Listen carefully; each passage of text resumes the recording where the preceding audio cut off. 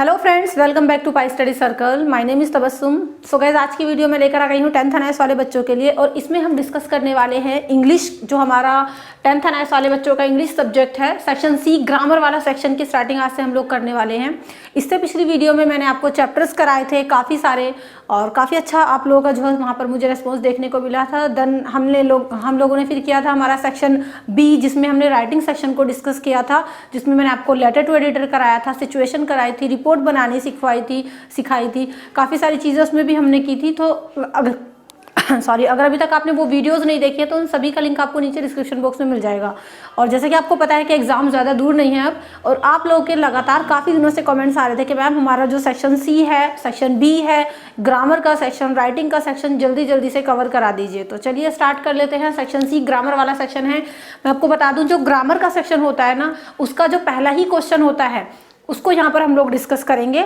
तो आप लोग देख सकते हो, अगर आप ध्यान से सुनते हो पूरी वीडियो को बिना स्किप किए शुरू से लास्ट तक, तो आपको इजीली सब कुछ समझ में आ जाएगा। ग्रामर भी बहुत ज़्यादा मतलब हवा बनाने की चीज़ नहीं है, बहुत ज़्यादा टफ नहीं है। चलिए देखिए, जो आपका सेशन सी स्टार्ट होता है ग्रामर का, क्वेश्चन नंबर 7 से स्टार्ट होता है वो बेसिकली, ठीक है। क्वेश्चन नंबर 7 के यहाँ पर आपको 2 क्वेश्चन अटेम्प्ट करने को आते हैं।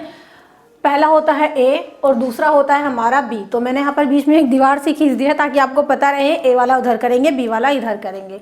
अब देखिए, जो हमारा ए होता है क्वेश्चन नंबर 7 के अंदर, वो होता है टोटल 3 नंबर का, और ऐसे ही बी भी हमारा कितने नंबर का होगा, वो भी टोटल 3 नंबर का होगा। तो पहले हम पहला डिस्कस करेंगे, ठीक है, उसके बाद हम दूसरे की ओर बढ़ेंगे।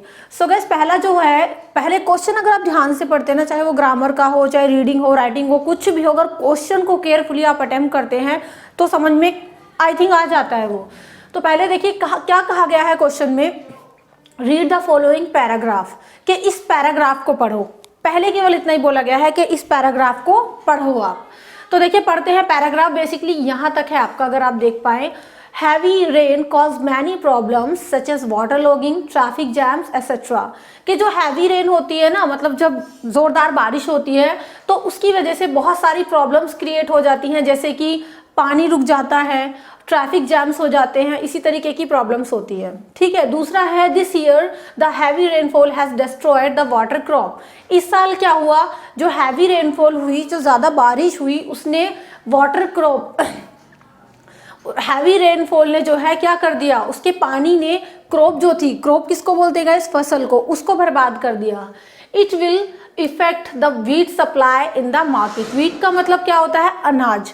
तो जब ज़्यादा बारिश हुई तो उसने अनाज की सप्लाई को, मार्केट के अंदर जो मतलब गेहूं या अनाज सप्लाई होता है, उसकी सप्लाई को इफेक्ट किया। So ultimately the consumer will have to pay a heavy price for the food. और इस वजह से कंज्यूमर यानी उपभोक्ताओं को हैवी प्राइस जो है फूड के चुकाने पड़े। पैराग्राफ आपने समझ लिया। कुछ इसी तरीके से मिलता जुलता आप लोगों को पैराग्राफ मिलेगा, छोटा सा ही मिलेगा, ज़्यादा बड़ा नहीं, 4-5 लाइन का। अब देखो, आपने इस पैराग्राफ को पढ़ लिया, पूरे 3 नंबर अगर आप ध्यान से पढ़ लेते हो तो मिल जाएंगे, इसमें कहीं नहीं जाने वाले, आई एम डैम श्योर। अब देखो, इसी जस्ट पैराग्राफ के नीचे आपसे एक बात कही जाती है, वो बात होती है यहाँ से यहाँ तक। कहा क्या जाता है कि rewrite the paragraph by filling in the blank, कि इस ही पैराग्राफ को रीराइट का मीनिंग क्या होता है, फिर से लिखो। इसी पैराग्राफ को फिर से लिखना है, लेकिन लिखना कैसे है, कुछ फिल इन द ब्लैंक्स देंगे, उनको कंप्लीट करके आपको लिखना है सेम इसी पैराग्राफ को। The first sentence of the report is given for you as an example. पहला जो सेंटेंस दिया हुआ है वो सॉल्व करके दिया हुआ है एज एन एग्जाम्पल के तौर पर, ताकि आपको समझ में आ जाए। अब देखिए, यही पैराग्राफ है, इसी पैराग्राफ को थोड़ी सी अलग लैंग्वेज में करके ये दे देंगे आपको। बेसिकली यहाँ पर जो फिल इन द ब्लैंक्स भरने हैं ना, वो पैसिव के फॉर्मेट पर भरने हैं। अगर आप एक्टिव पैसिव सीखते हो थोड़े से तो इजीली आप इनको भर पाओगे। तो जो बच्चे एक्टिव पैसिव सीखना चाहते हैं वो मुझे कमेंट सेक्शन में बताइएगा, मैं डेफिनेटली एक्टिव पैसिव भी आपके कराऊंगी। लेकिन जिनको नहीं सीखने हैं, जिनके पास इतना टाइम नहीं है कि मैम बस एग्जाम आने वाले हैं, थोड़ा सा इनको ट्रिक दे दो कि ट्रिक के तौर पर हम इनमें क्या क्या भर सकते हैं। तो देखिए, इसी पैराग्राफ हमारा यहाँ से स्टार्ट कर दिया है, मैनी प्रॉब्लम्स है ना। देखो यहीं से स्टार्ट हो रहा है कि मैनी प्रॉब्लम्स सच एज का मतलब जैसे कि कौन कौन सी प्रॉब्लम, वाटर लॉगिंग हो गई, ट्रैफिक जैम हो गया, ये सब किस वजह से होते हैं। तो किस वजह से होते हैं, हमने ऊपर पढ़ा था कि हैवी रेन की वजह से होते हैं। तो बात वही है, उसको थोड़ा सा घुमा फिरा के लिख दिया है। तो आप क्या करेंगे कि many problems such as water logging, traffic jams are caused by heavy rains. Cost का मतलब होता है कि हैवी रेन्स की वजह से। पहला यहाँ पर ये सॉल्व करके दिया है, दूसरे को हम देखते हैं अब करके। अब देखो this year the wheat crop, अब देखो यहाँ से आपका स्टार्ट हो रहा है कि दिस ईयर हैवी रेनफॉल ने डिस्ट्रॉय कर दिया व्हीट क्रॉप को। सॉरी, ये जो हमारा वर्ड है वाटर नहीं है, दिस इज, मुझे पहले भी थोड़ा सा लग रहा था, ये है व्हीट क्रॉप, ठीक है, गेहूं की फसल को। कि इस साल व्हीट क्रॉप जो है यानी जो फसल है गेहूं की, उसको डिस्ट्रॉय किया गया। किसने किया? हैवी रेनफॉल ने। So this year the wheat crop, आप क्या करेंगे, हैज तो लगाएंगे ही, ये रहा हमारा वर्ड हैज के साथ लगा देंगे बीन, और आप क्या करेंगे, डिस्ट्रॉय, थर्ड फॉर्म की थर्ड फॉर्म ही लिख देंगे यहाँ पर। सो डिस्ट्रॉयड, किसके द्वारा डिस्ट्रॉय किया गया है? हैवी रेनफॉल बाय, मैं यहाँ पर लिख देती हूँ हैवी रेन, ठीक है। तो आप कुछ इस तरीके से, बात वही है, उसको थोड़ा पैसिव के फॉर्म में आपको लिखना है और कुछ नहीं करना। अगला देखते हैं, the wheat supply in the market, कि इसकी वजह से क्या होगा, तो देखो ये रहा, it will affect the wheat supply in the market, कि the wheat supply in the market, इससे क्या होगी, इफेक्टेड होगी, इट विल इफेक्ट।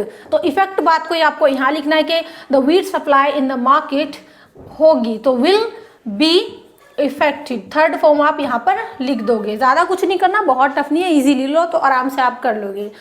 दो हो गए आपके, ठीक है। पहला आपको एज एन एग्जाम्पल के तौर पर सॉल्व दिया था, दो हमने यहाँ फिल कर लिए हैं, तो 2 नंबर आपके पक्के। अब बचा हमारा लास्ट वाला। So ultimately the consumer will have to pay a heavy price for the food. तो ऐसे ही देखते हैं हम कि कॉन्सिक्वेंटली, मतलब वही अल्टीमेटली कॉन्सिक्वेंटली, कि एक हैवी प्राइस कंज्यूमर को, by the consumer for the food, के will have to be, will यहाँ पर आप क्या करेंगे, हैव टू बी पेड, पे की थर्ड फॉर्म कर देंगे। तो यहाँ पर आपने क्या लिखा, विल हैव टू के आगे बस बी लिख दिया और पे की लगा दी third form, by the consumer for the food. So देखिए, इस चीज़ को आप एज अ ट्रिक के तौर पर ले सकते हैं कि यहाँ पर आपको बेसिकली, तो यहाँ पर जितने भी हमने 3 के 3 सेंटेंस सीखे हैं वो एक्टिव टू पैसिव रूल के अकॉर्डिंग आप सीख पाओगे। जब पूरे आप एक्टिव टू पैसिव अच्छे से सीख लोगे तो तभी आपको अच्छे से आ पाएंगे। बट कुछ स्टूडेंट्स ऐसे होते कि इतना टाइम नहीं है मैम, थोड़ा सा बस ऐसे ही बता दो, थोड़ी ट्रिक्स ही दे दो जो हम भर पाएँ, बिल्कुल सर के ऊपर से ना जाए। तो आई होप इतना तो आप कर लोगे। 3 ही आपको जो है फिल इन द ब्लैंक्स भरने होते हैं, ज़्यादा लंबा चौड़ा काम नहीं है। आई थिंक थोड़ी सी हेल्प आपकी हुई होगी। अगर आपको लगे कि थोड़ी सी भी मैं आपकी हेल्प कर पाई हूँ तो प्लीज़ वीडियो को लाइक कर दीजिएगा और कमेंट सेक्शन में बताइएगा आपको वीडियोज़ मेरी कैसी लगती हैं। इससे पिछले भी मैंने काफ़ी सारी वीडियोज़ बनाई हैं, लिंक आपको मिल जाएगा, तो देखना मत भूलिएगा। चलिए यहाँ पर ना हम B7 का हमने पहला कर लिया है, ए को कर लिया है जो 3 मार्क्स का था। अब होगा rewrite the following pairs of sentence as an 1, ये भी 3 नंबर का है। क्वेश्चन पढ़ो पहले ध्यान से कि फिर से लिखना है। पेयर्स का मतलब होता है जोड़ा, तो कुछ सेंटेंसेस का जोड़ा दिया हुआ है, उस जोड़े को मिलाकर आपको एक बनाना है। 2 सेंटेंस देंगे, उनको कंबाइन करके एक कर देना है, ठीक है।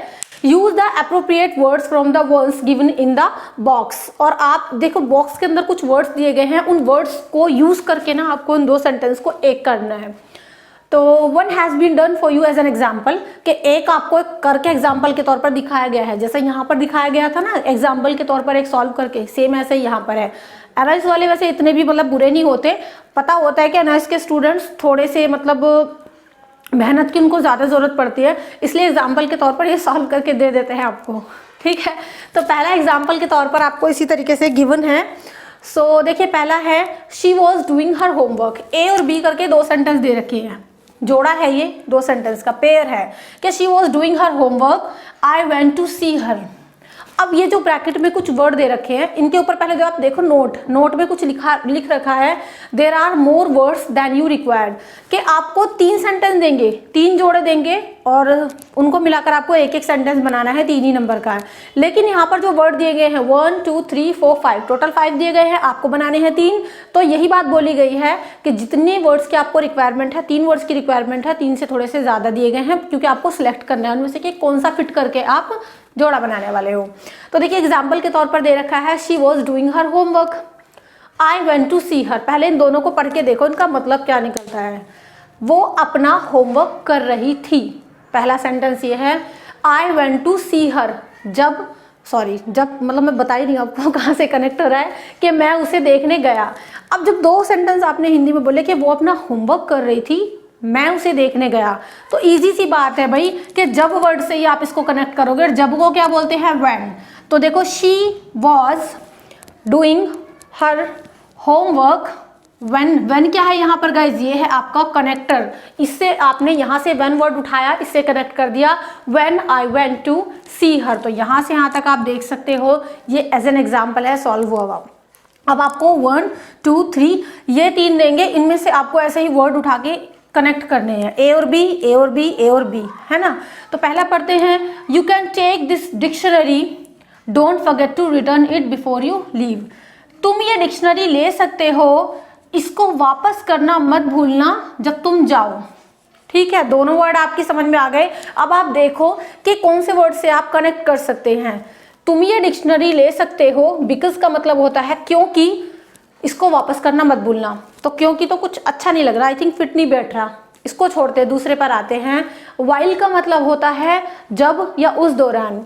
तो तुम ये डिक्शनरी ले सकते हो जब, इसको वापस करना मत भूलना तुम जाओ।